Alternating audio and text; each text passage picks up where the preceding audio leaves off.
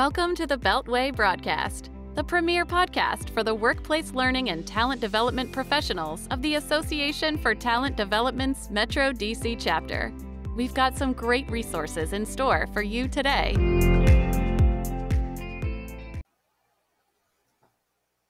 Hello, fellow ATDers. I'm Christina Eanes, the 2023 Vice President of Marketing and Communications. We also have our producer, Helena Hodges, the VP of Finance and Operations. Now for today, we are interviewing JD Dillon. Welcome, JD. Hi, thanks for having me. Well, before we jump into the topic, which I'm really excited to learn about, can you share a little bit about your background with our listeners?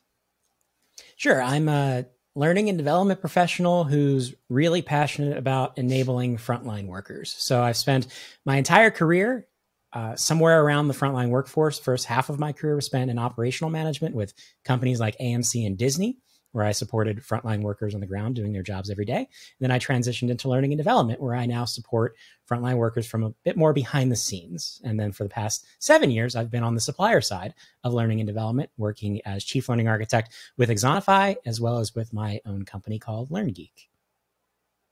Wow. So you keep a little busy. A little bit. So our topic for today, the modern learning ecosystem. And you have a book of the same title. It's about essentially a practical approach for navigating nonstop workplace change. Can you give us a little more context around that? Sure. So the book is really a summary of my story from the past 10 to 15 years of my professional life. So when I set out to write a book, I really had two particular goals. One, I wanted to be a fun read, something you can sit down, read straight through, and actually hopefully enjoy the experience and laugh along with me as I figure things out, fail several times, and then ultimately come to various realizations about how I need to evolve the work that I do to help people do their best work every day. And then second, I wanted that story to be as practical and real world as possible, because the last thing I want to do is be currently a guy sitting in a chair in front of awkwardly warm lights and try to tell you how to do your job when I don't know your reality. I don't know what challenges you're particularly facing every day. I know my experiences as an L&D and operational practitioner, but I wanted to make sure that the advice that I give, the guidance I provide, the framework that I recommend is grounded as much in reality as possible. So no matter if you are a member of a 400-person learning and development team in a giant global corporation, or if you're a team of one supporting a couple of hundred people, you can take something away from this story and apply it to help you do your job a little bit more effectively every day. So that was what I set out to do. And so far, the feedback's been great. So hopefully I've accomplished a bit of that. But my ultimate goal is, if you're in a place where you're maybe facing change and not quite sure how to keep up with all the stakeholder requests and regulatory requirements that are coming your way, or maybe you're new in a decision-making or strategic role in learning and development, and you're trying to figure out how do all these pieces fit together? How do I structure the function of learning within this organization? Hopefully different people who do different types of work in this industry can take pieces from my story and ultimately improve the type of support we provide to our employees. So that's what I set out to do with my story. Nice. Well, for those that don't know, can you actually define what a learning ecosystem is?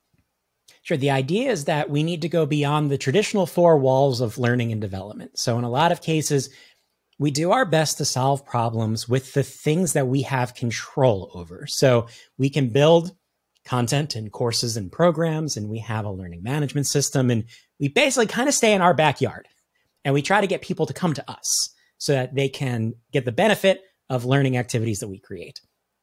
And I think we've all experienced how difficult it is to peel people away from their day-to-day jobs, how hard it is to get engagement, how hard it is to keep up with the pace of change within organizations in that traditional structured way. So the idea of taking an ecosystem approach, or more of a systems approach to learning and development, is going beyond the backyard of learning and development and figuring out how do we take our capabilities and our support to the people we're trying to help, and consider more than just traditional learning tactics. So it could be systems that are being used that are not under the control of learning and development, or different types of content, different types of experiences, different ways of helping people. So it's really expanding our reach and our toolkit and our options, but doing it in a way that makes more sense in the day-to-day life of the people we're trying to support and requires less of people coming back to us. So activating and architecting this full workplace ecosystem around supporting people to help them do their jobs every day. But at the same time, one big caveat, not really getting rid of anything we do today. So it's not about not building courses and programs. It's about building courses and programs and using all of our tactics when it's the right thing to do, when it's the right fit for both the problem we're trying to solve and the audience that we're trying to help solve that problem, and using our skills and limited resources in the right way as part of our overarching learning and enablement strategy. I love it. And then, so the model that you present, you call it a disruption-ready learning ecosystem. Can you say a little bit more about that? Sure. There is no such thing as disruption proof. I see people throw that term around a lot. I think the last couple of years especially have proven that you're never free of change. We work in the business of change in learning and development explicitly. And what was interesting was I've been using a lot of the ideas in the book for years. A lot of the stories come from my time at Disney, and I left Disney a decade ago at this point. But what it kind of shows is me evolving my mindset on how I do my work by facing my own versions of disruption. In some cases, it was me transitioning in my career from this company to that company and realizing, well, my tricks that worked over there aren't working over here anymore. Or in one case, it was my company went through a massive layoff. And in my case, I stayed with the company, but I went from supporting one part of the company with a certain number of resources to supporting a much larger audience with less resources and trying to figure out, how do I do this? None of my old tools are going to work in this new environment. And then you fast forward to the past couple of years, I started to realize how connected the experiences were of what we're trying to solve for nowadays to some of those earlier experiences I had. And that led to ultimately, finally sitting down and writing the book. But it really all comes from that place of the reality being we're going to be constantly dealing with nonstop change. The next curveball is unknown. We don't know exactly what's going to impact the audience we support or how we do our jobs. So instead of getting very enamored with or maybe siloed into very structured programmatic things, how do we build a more flexible infrastructure, architect that flexible ecosystem where we've got consistent ways of supporting people, but we can pivot more quickly? One of the key pieces of the modern learning mindset I put forth is that we're trying to foster organizational agility. So how do we make ourselves as learning and development more flexible and agile so we can bend and weave with the needs of the organization, and at the same time, help the people we're supporting become that much more agile? So if you're facing a customer challenge that you haven't faced before, you can still feel confident because there is a support infrastructure behind you that as you're developing your skills, maybe you're new on the job or the job just totally changed on you because that's the way things tend to work. You still have the help that you need to be able to confidently execute that job as you continue to develop yourself along the way. Oh, yeah, I love that. Now, most of our, at least the TD professionals that I run into, it's like a one-person shop, right? Or very, very small team. Can you take us through a case study on maybe how a team would run this type of learning ecosystem? Sure. So I've yet to meet the learning and development function with all of the time, all of the money, and all of the resources. I know. But I have met some that are much more well-resourced than others. And I think hopefully what's cool about the framework at the heart of the book is that it doesn't really matter. Because again, I don't know as a reader, as a listener, exactly what tools you're using. Some organizations the average organization has 11 learning platforms. Wow. Some organizations have one, some organizations have none, nothing that they would formally call a learning platform.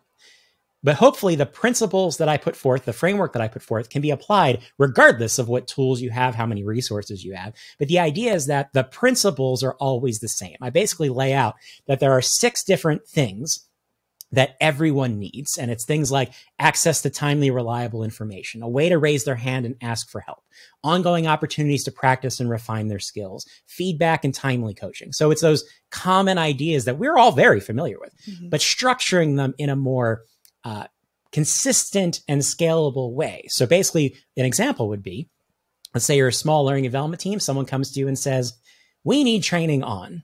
I don't know if anyone's ever had that experience where someone says, we need training on. And, how do you dig into that conversation? Well, one of the early things I start to ask as we have the conversation is, what information on this topic that you're asking about? Maybe it's management came to you and said, well, we need training on coaching. Our managers are not very effective at coaching, which I think is a conversation that's constantly happening in every organization. Yes. So we need more training on coaching. Well, we've probably already done the training on coaching, so let's not start there. So what information do you have out there that people might be able to turn to help them be more effective in coaching conversations? Well, we don't have anything. We had the training that they went through when they first became a manager, but that was about it. Okay, so let's start the foundation of the framework and say, well, let's build some on-demand shared knowledge resources. Let's go out and curate some best practices around how to have an effective coaching conversation, make those easily available, something people can pull when they need to. Obviously, people need to be motivated to be able to do this effectively. So it's not on me to motivate everyone to be an effective coach, but I can give them the best opportunity to do it. So let's make those resources available. Great. Okay, so what else are we going to do? Well, let's go a layer up. How do people, if they're getting feedback from their manager, that maybe the conversations aren't going great with their team members, how do they get help? Like, how do they raise their hand and say, I need help doing this more effectively? Well, they'd go to their manager, and their manager may not be great at doing it either. Okay, so let's figure out a better way for people to raise their hand. Maybe we're going to create some group activities that people can opt into. We have these group conversations, just making things up, about how you solved a particular challenging coaching problem recently, so people can share their knowledge, and they have managers across the company they can reach out to say, hey, I really liked what you said in the last conversation. Could, maybe we chat, you could help me out with this. Again, no formal training implementation required yet. So the idea is that you're working through a repetitive process or framework to go after each individual problem that either you identify or a stakeholder comes to you with in the organization.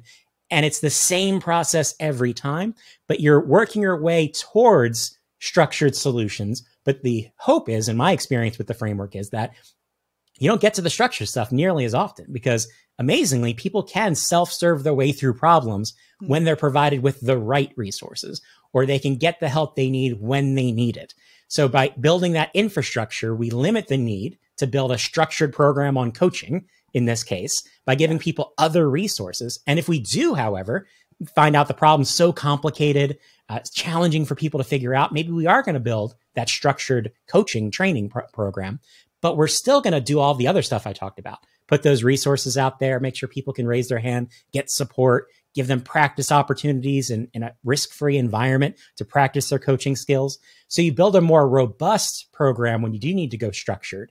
But the hope is that you won't have to get there as often, and therefore you can use your resources more effectively, especially if you're a small but mighty learning and development team. Yeah. So for that small TD group, what is maybe perhaps, feeling a little overwhelm on a whole learning ecosystem, knowing that this is still going to save them time in the end. But what is that first step that the person can take to implement this?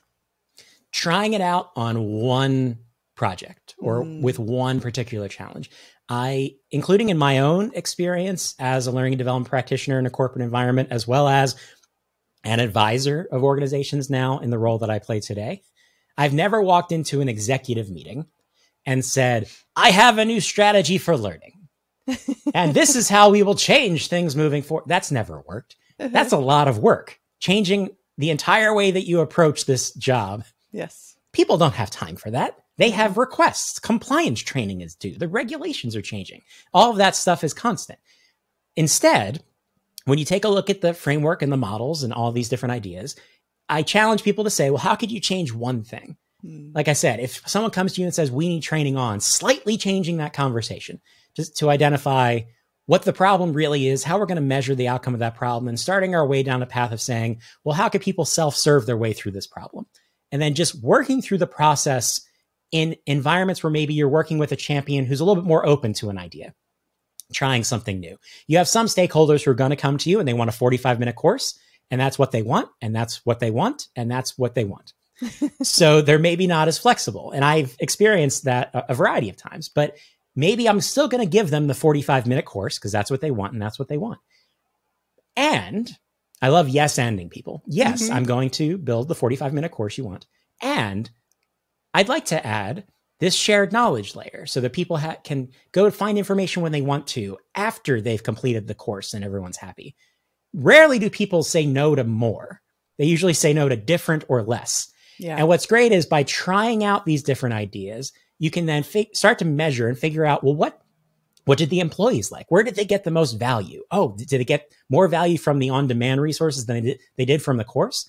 Well, some great verbatims from the employees turned back around to the stakeholder may get the stakeholder thinking differently. Or even better, if you start to introduce some of these new ideas or a different kind of more ecosystem approach to solving a problem, the best trick to pull is to get the people that you're working with to suggest to you, hey, we should do more of that other stuff that we did. Maybe we don't have to do the course next time because it takes people so much time. And it's so hard to get them to complete the course. And then you can nod in vigorous agreement and go, that is a great idea.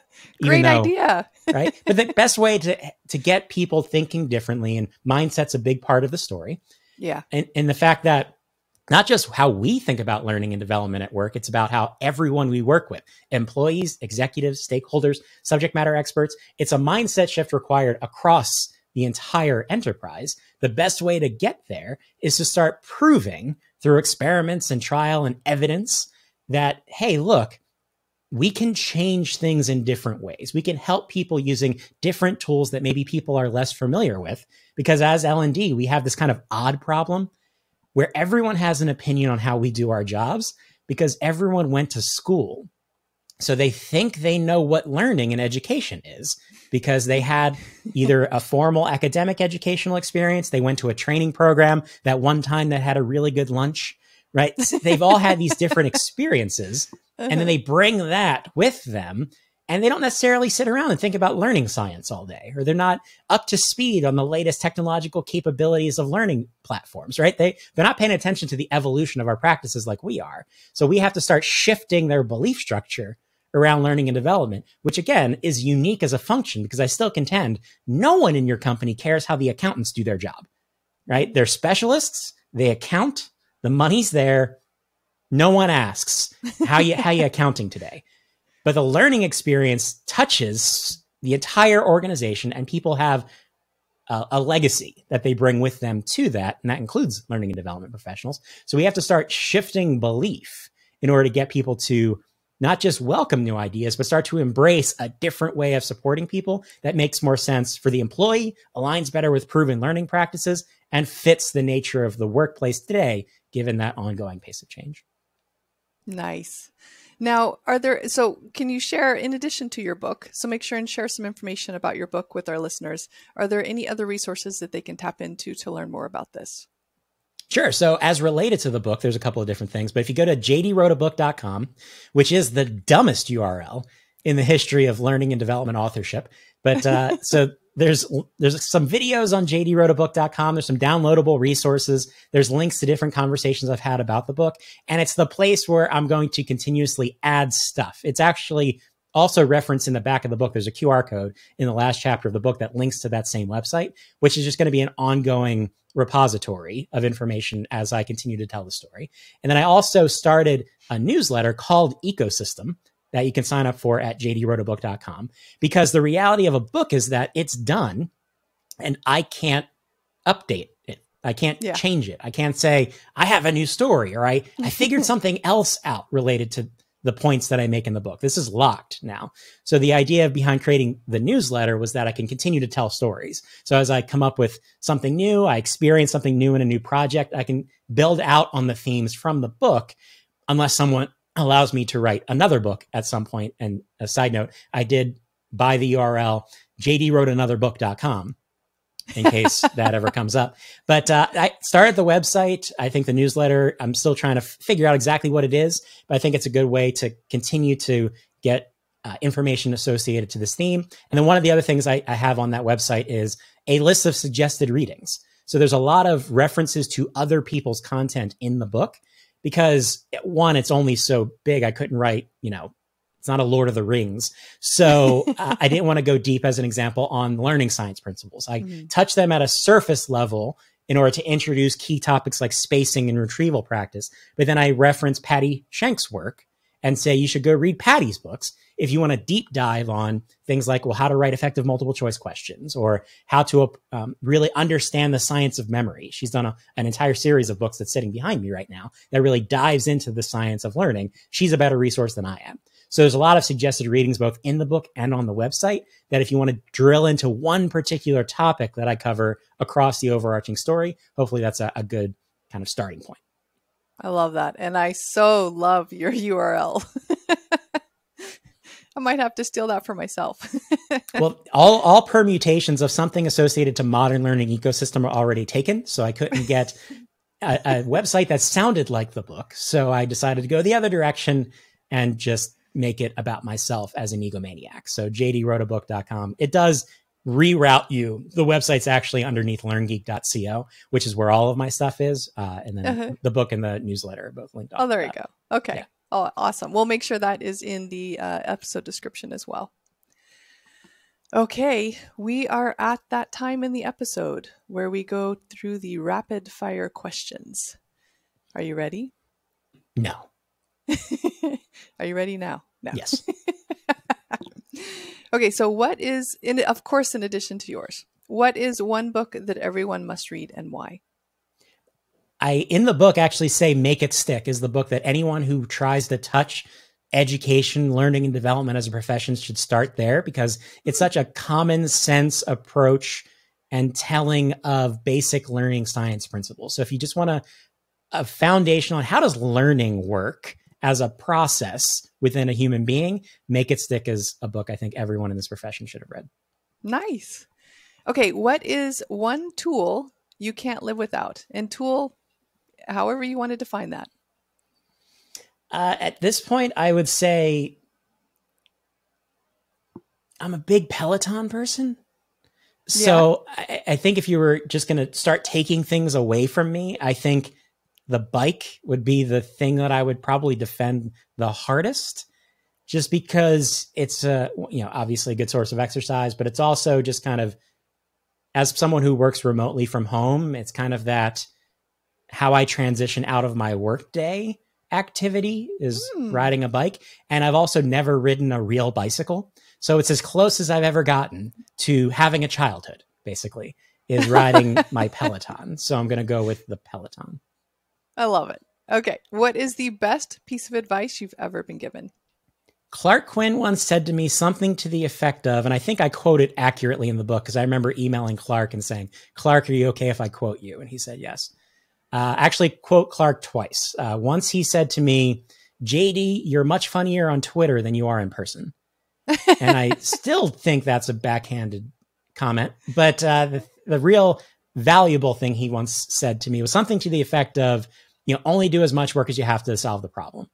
And I think I came into not just learning and development, but as a professional, you always want to do great work. You want to have great quality. You want to check all the boxes, right? Attention to detail, all these different ideas. And then I started to realize that I once supported a contact center, and I would walk around the contact center floor and I would look at what people had posted on their cubicle walls. And the resources that I saw people posting that they look to all the time, right? The things unpin, pull down, talk to a customer while looking at this paper. It wasn't the stuff that I made. It wasn't the stuff that L&D made. It was the worst PowerPoint slides you'd ever seen that someone on the team had made and passed around that people thought were really valuable. And Clark's comment echoed to me as I was seeing that in my day-to-day life, and realized it doesn't have to be pretty. It just has to be useful. If it could be useful and have utility and be pretty, that's even better. But focus on what's the simplest thing we can do to solve the problem and help people do their work more effectively. That's where we need to go. So I constantly come back to Clark's quote. I think there's a section in the book that says, as Clark Quinn once said, and that's what I talk about. Oh, that's great. Awesome. Oh, thank you so much for joining us today, JD. My pleasure. Thanks so much for having me. And thanks for all that you do, everybody out there. Oh. And of course, we would be remiss if we didn't thank our community. But before you go, we have a message from our producer, Helena Hodges.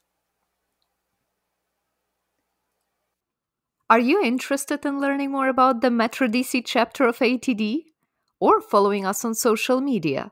Go to dcatd.org and click on About.